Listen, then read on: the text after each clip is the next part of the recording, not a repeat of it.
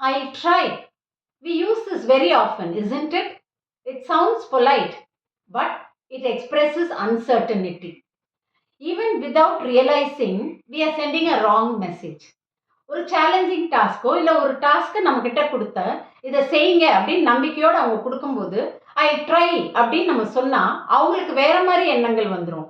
ஓ ஐ ட்ரைன்னு சொல்கிறாங்களே, இவங்களால முடியாதோ, பண்ண மாட்டாங்களோ, நம்ம வேற யார்ட்டையாவது கொடுத்துருவோமா அப்படின்னு அவங்க நினைக்க தோணும். இதுக்கு we should not give room.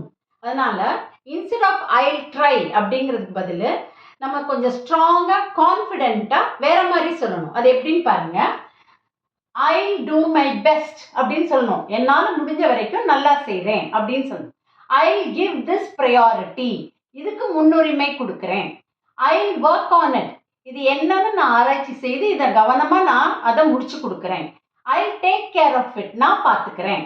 I ensure this is done, நான் உறுதி அளிக்கிறேன் இதை கட்டாயம் முடிச்சிடலாம்.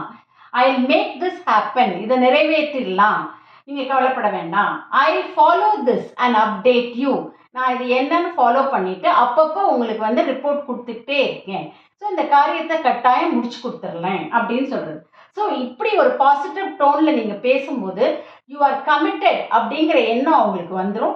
ஸோ உங்கள் மேலே அவங்களுக்கு இன்னும் கொஞ்சம் நம்பிக்கை வரும். Right? So use words that show your commitment.